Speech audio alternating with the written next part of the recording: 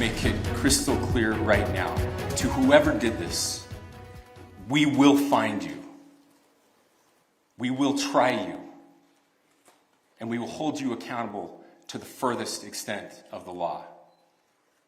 And I just want to remind people that we still have the death penalty here in the state of Utah. Tonight, reaction pouring in and the warning. This is all across the country and here in Columbus following the deadly shooting of conservative activist Charlie Kirk. Good evening. Thanks for joining us. I'm Jessica Ralston. And I'm Rodney Dunnigan. He was shot while speaking at a campus event at Utah Valley University. Now, he's the founder of the conservative youth organization Turning Point USA. The nonprofit has active chapters at Ohio State University and Columbus State. Tonight, Nick Veland is on campus talking with students. But first, we are following the latest in the investigation as that gunman is still on the run. You just heard that warning. They are going to track him down. Isabel Hansen has the very latest tonight. University leaders say the shooter fired from a roof on campus wearing dark clothing at the time.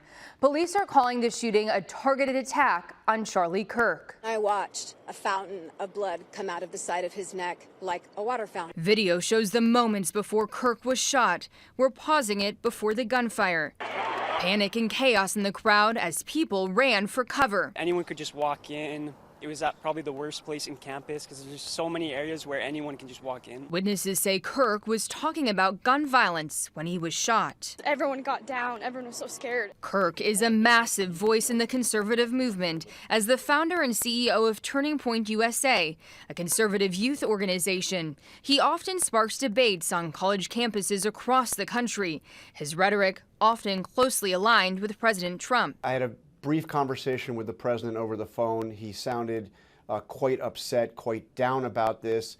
He told me it's horrific. It's one of the most horrific things I've ever seen. Both the ATF and FBI are now responding. The FBI says they're closely monitoring the situation and agents are on the ground in Utah.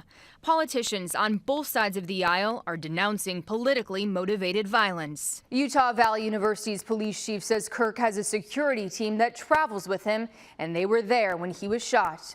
On your side, I'm Isabel Hansen, Fox 28 News. At this hour, local reaction to the assassination continues to pour in. And Nick Veland following that side of the story for us tonight. Some students we spoke with here at OSU say that they are shocked, many of which have watched Charlie Kirk's video, saying that there's a feeling of loss now because he connected so well with this younger generation. I think he's a well-spoken person, and I think he leaves a lot of he gives people opportunities to ask him questions, and I think it's very fair arguments usually. So I think it's just horrible what happened today. Tyler Solomon is a junior finance major at Ohio State. Hearing the news of Charlie Kirk's death was a moment he says didn't feel real. You don't expect this to happen you just don't expect this to happen, and then when it does, it's kind of like a shock thing to you. Solomon described Kirk as relatable, able to interact with both sides of the political aisle as he traveled to speak across the country. One of Kirk's most recent visits to Columbus was at the end of August for the Delaware County Lincoln Reagan Day dinner. He was the keynote speaker. Telling Americans to come together in the community was really about grassroots and not using violence, but actually speaking with one another. Brittany Walker with the Delaware County Republican Party says it was a talk about putting people first. But can I take time and just have questions? And that was him. He always wanted to hear what was on everyone else's mind, and he would think deeply. It wasn't just a surfacey answer. He really thought deeply and wanted to pull the community together, starting with the young people. Her husband Keith volunteered during that event. He says Kirk talked about his family and truly cared for others.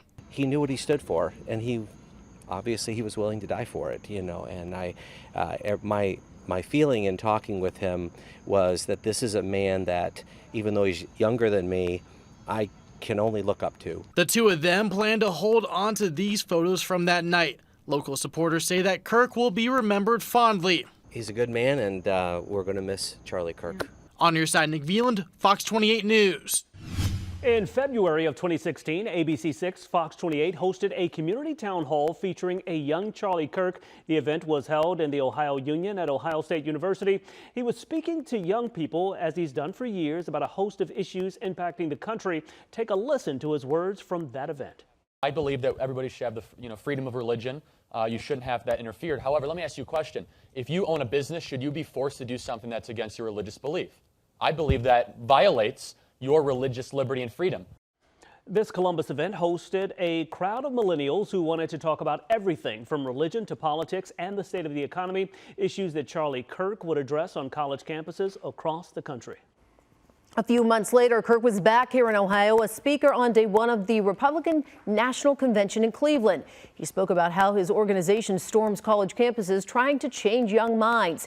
He published his first book later that year, then his second book in 2020, along with a daily radio show. He married in 2021 and had 2 children. Kirk was at a Delaware County Republican Party dinner just last month and was scheduled to be at a Center for Christian Virtue event in Cleveland in just a couple of weeks. Tonight, Ohio senators are reacting to his death. In 2024, Charlie Kirk's Turning Point Action endorsed Bernie Moreno for U.S. Senate. In a post to X tonight, Moreno says in part that he met Charlie Kirk when he was just 18 years old and he knew he would change the country. The senator also said, "Charlie, you've left a young generation of young Americans forever inspired." In a separate post, Senator John Husted says violence has no place in our society or in political dialogue. We are praying for Charlie's family. We're also following a developing story out of Colorado tonight. Police say that 3 teens are in critical condition after a school shooting. One of those teens, of course, is the shooter. Now, this all happened outside of an Evergreen High School, which is about 30 miles outside of Denver. Police couldn't confirm how the shooting suspect was shot, but say police did not fire any rounds. We have for sure 3 people who were transported to the hospital. One of those 3 is our shooter. They are all juveniles and all are critical right now. There may be a 4th person that was transported from a location in the area of where this happened. That could have been somebody who was running and fell. I don't know what that injury is. Colorado's governor put out a statement saying that he's monitoring the situation and praying for those victims. Thanks for watching the ABC6 News YouTube channel. Bringing you breaking news, stories, sports, and original content throughout Central Ohio. Make sure to like and subscribe so you don't miss out. ABC6 News is on your side.